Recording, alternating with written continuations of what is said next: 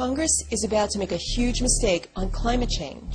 We have the greatest respect for Congress and the President, but the climate bill they are currently supporting is fatally flawed. The bill is called the American Clean Energy and Security Act, or Waxman-Markey, sponsors of the House bill for short.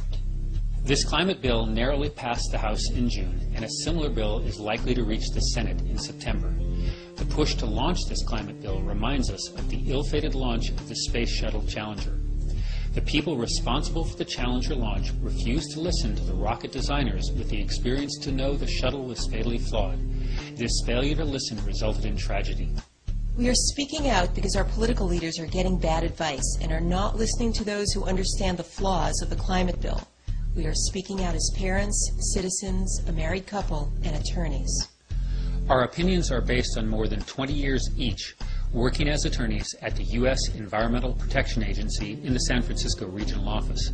However, nothing in this video is intended to represent the views of EPA or the Obama administration.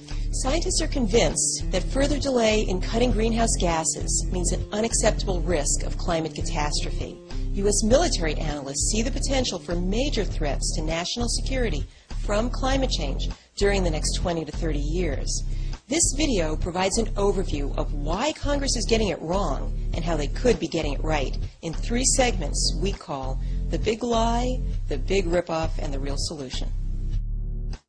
The climate bill currently before Congress relies on a cap-and-trade approach. So what is cap-and-trade? Cap-and-trade means facilities cut their emissions each year until the goal is achieved. Total pollution is capped.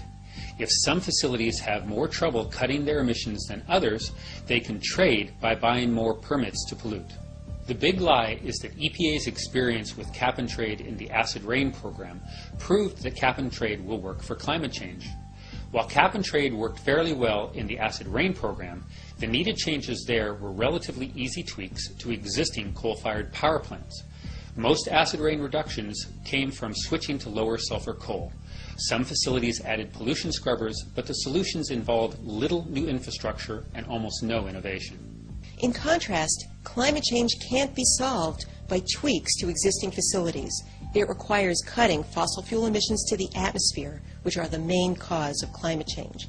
It requires an energy revolution through investments in building new clean energy facilities, such as wind, geothermal, and solar. And, if proven safe and effective, advanced designs of nuclear power and underground sequestration of fossil fuel emissions. But energy from the uncontrolled use of fossil fuels is cheap, and clean energy remains expensive. Investors will not risk their money unless they know clean energy will become cost competitive with uncontrolled fossil fuels within a known time frame. Cap and trade will not create confidence that clean energy will become profitable, and so it will not ignite the huge shift in investment needed to begin the clean energy revolution. Cap and trade for climate change has been tried in Europe. It produced harmful volatility in energy prices and few greenhouse gas reductions. It raised energy prices for consumers and made billions in windfall profits for utilities. Even the economists who came up with the cap-and-trade idea don't believe it's an appropriate tool for addressing climate change. In addition, Congress's cap-and-trade plan includes carbon offsets, an integrity-destroying add-on which was not part of the acid rain program. Our next segment, The Big Ripoff, explains why offsets don't work.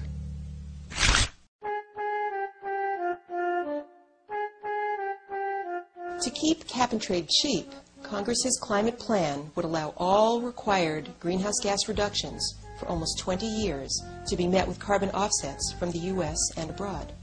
Carbon offsets are greenhouse gas reductions outside the capped sources. They are supposed to be additional reductions beyond what is legally required or would have happened anyway. Here is a simple example of a carbon offset and its problems. I pay you not to cut down an acre of your forest so your forest can continue capturing CO2 from the atmosphere. The offset allows me to burn extra coal above the cap at my coal-fired power plant. But maybe you weren't planning to cut your forest, and you have received a bonus to do what you would have done anyway. Even if you were planning to cut your forest, and now you don't, demand for the wood doesn't go away, so a different forest will be cut.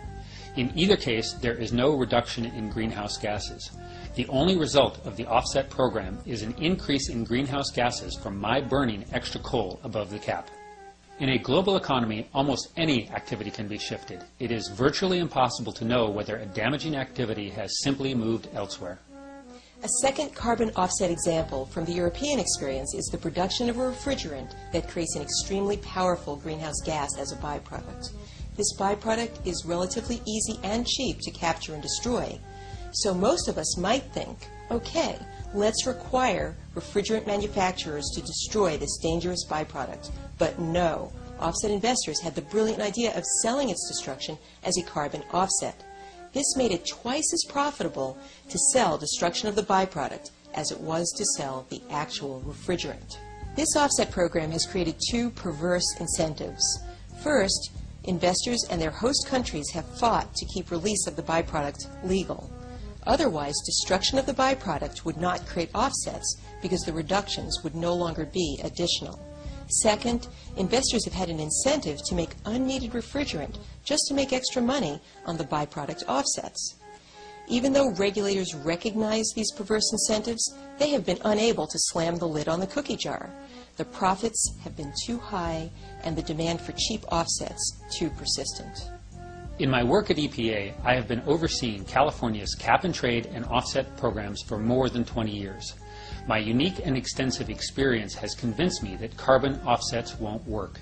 They can't be certified or verified as real additional reductions. Since the most flawed offsets are generally cheapest, they will be most in demand. These flawed offsets will make it look like we're getting greenhouse gas reductions when we're just getting business as usual. Like the subprime mortgages and other creative financial instruments that helped bring us the current recession, carbon offsets lack integrity.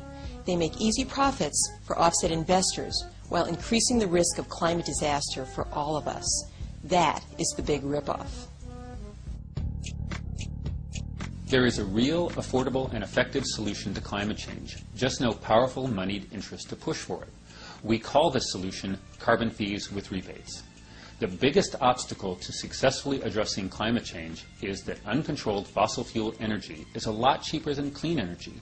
The real solution must change this. There are two critical parts of the real solution. First, we need to make sure that clean energy becomes cost competitive with uncontrolled fossil fuel energy within a known time frame. Second, we need to make sure that the energy people need remains affordable. To do this, we must gradually phase in carbon fees, slowly raising the price of uncontrolled fossil fuels until they are more expensive than the clean energy alternatives we have today. This transition can begin very gradually during the current recession and be phased in over the next 10 to 15 years. To keep energy affordable, carbon fees must be given back to consumers in monthly per-person rebates. While consumers will still have an incentive to choose energy efficiency, monthly rebates will ensure that everyone can afford the energy they need. As people realize that uncontrolled fossil fuel energy will soon be more expensive than clean energy, investment will shift. Investors will abandon plans for new coal-fired power plants without sequestration and for development of dirty energy sources such as shale oil and tar sands. Investment will shift to clean energy projects. Clean energy prices will fall because of competition, economies of scale, and innovation. There are no powerful special interests lobbying for this real solution, but many prominent economists agree it would be effective. If the United States adopts carbon fees with rebates and seeks agreements with other countries to adopt similar programs, our country can lead the world toward a clean energy future. Cap and trade with offsets provides a false sense of progress and puts money in the pockets of offset investors. Carbon fees with rebates means we put money back in our own pockets. We set in motion the powerful shift in incentives needed to establish U.S. leadership in clean energy. This video is a call to action. For carbon fees with rebates to become the popular as well as the wise choice, your participation is crucial. You can make a difference from your home or public library by calling and emailing your senators and the president, by telling your friends and family.